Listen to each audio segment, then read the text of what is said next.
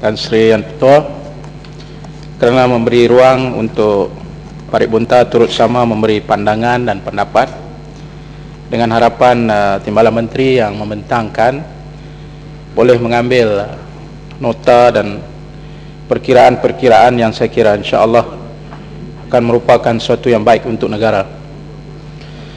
Kita sedang membicarakan tentang pindaan yang melibatkan persoalan denda dari 3,000 atau penjara 6 bulan kepada denda diperintahkan untuk melaksanakan khidmat masyarakat.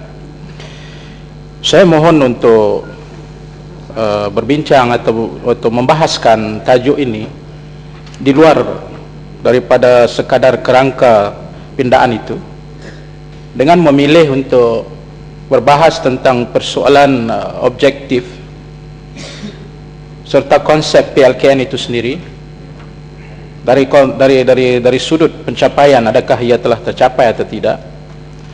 Yang kedua ialah bagi kita memperbaiki lagi satu program besar negara ini, untuk kita melihat dari segi apakah permasalahan yang timbul di sepanjang pelaksanaannya yang hampir 5 tahun ini. Pada 24 hari bulan 10 tahun 2002, idea lahirnya program latihan khidmat negara ini adalah daripada suatu resolusi Kongres Patriotism Negara, di mana kerangka asal idea ini adalah untuk mewajibkan ataupun dalam bentuk yang lebih kita kata yang lebih ketenteraan untuk melahirkan generasi di mana objektifnya adalah untuk menyemaikan nilai-nilai patriotism. Yang kedua ialah memupuk nilai-nilai integrasi nasional atau perpaduan. Yang ketiga ialah melahirkan perwatakan positif, character building. Dan yang keempat adalah bagi mencapai konsep kesukarelaan atau volunteerism. Saya kira kompromi daripada Kongres itu telah melahirkan pelaksanaan pada 16 hari bulan Februari 04 dengan apa yang hari ini kita kenali sebagai program latihan khidmat negara. Namun demikian, Tan Sri Yang Dipertua, sudah tentulah setiap satu program besar akan berhadapan dengan berbagai masalah. Saya kira sepanjang daripada pukul 11 tadi hingga ke saat ini, kita tidak tersasar daripada membincangkan apa yang baik untuk negara. Oleh itu, seluruh yang berbincang ini diharapkan dapat fokus kepada melihat apakah kebaikan yang telah diutarakan oleh semua wakil-wakil rakyat tanpa melihat siapakah yang berbicara. Karena saya khawatir Timbalan Menteri harus mengambil kira pendapat supaya tidak diheret oleh rakan-rakan yang apabila pembangkang bercakap maka timbul persoalan kita menentang dan tidak ada patriotik. Saya kira itu bukan soalannya. Saya harap Timbalan Menteri dapat tumpu supaya debat ini menjadi debat yang world class, bukan debat yang berbincang tak tahu kena-mengena dengan cerita orang angkat sumpah pada pagi tadi. Hampir semua wakil rakyat bercakap, sedangkan sepatutnya sebagai bapa ataupun orang yang berjiwa besar, selain daripada melihat apa masalahnya, kita juga kena melihat mengapa orang itu bertindak demikian. Saya kira ini jiwa besar yang kita kena ada dalam membincang supaya tidak diambil kesempatan perkara besar yang dibincangkan ini untuk kepentingan sempit pihak-pihak tertentu. Seterusnya saya ingin mengambil perhatian pihak kementerian, yaitu seramai 400,000 remaja yang 18 tahun belum lagi terpilih dalam program ini. Hanya di sekitar 20% sahaja yang dapat mengikuti program ini, yaitu remaja yang berumur 18 tahun. Saya kira 400,000 remaja ini juga berhak untuk mendapat satu program besar yang telah dirangkakan oleh negara kita ini.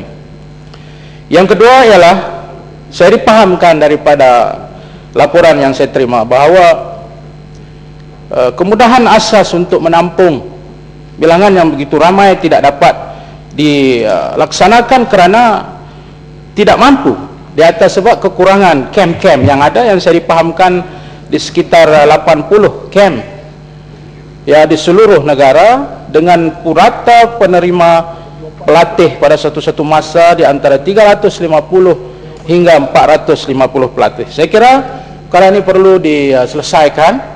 Kalau tidak, mungkin apa yang telah diutarakan daripada soal-soal keselamatan, soal-soal persekitaran dan sebagainya, kesihatan, ada kena mengenanya tentang ketidakmampuan program ini untuk menampung bilangan jumlah pelatih yang begitu besar. Ketiga ialah daripada konsep PLKN ini dipahamkan adanya di sana satu usaha yang dinamakan sebagai modul pra-program latihan yang diterapkan melalui persatuan beruniform di peringkat sekolah menengah mulai dari umur 15 tahun ke atas. Saya ingin tahu bagaimanakah complementary program ini telah memudahkan ataupun telah memberi laluan yang lebih mudah kepada pelaksanaannya di peringkat umur 18 tahun. Tan Sri Yang di-Pertua, selain daripada masalah yang telah dikemukakan oleh Parit Buntar dan juga rakan-rakan yang lain, di sana timbul lagi satu permasalahan, yaitu kebimbangan daripada ibu bapa. Dan kebimbangan ini bukanlah satu kebimbangan yang kosong, tetapi dia adalah merupakan satu kebimbangan yang ada alasannya, perlu kita ambil kira. Mengikut rangka yang telah disebutkan tadi oleh rakan-rakan, angka 17 kematian telah tercatat sepanjang 2004-2007 yang melibatkan bukan hanya pelatih tetapi juga jurulatih.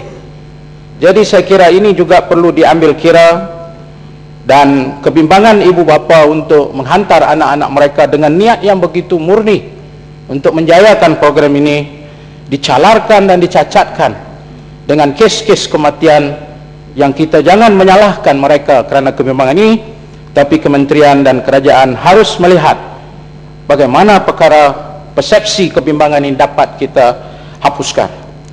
Yang kedua yaitu kes yang berkenaan dengan gangguan seksual, di mana beberapa kes yang dilapor dan yang tidak dilapor menyebabkan kebimbangan ibu-ibu dan bapa-bapa untuk menghantar anak-anak mereka, khususnya daripada anak-anak perempuan, kerana gangguan seksual dan kebimbangan terhadap kemungkinan perkara ini boleh berlaku oleh jurulatih yang tidak bertanggungjawab dan mencalarkan kebaikan program ini. Tan Sri Yang di-Pertua.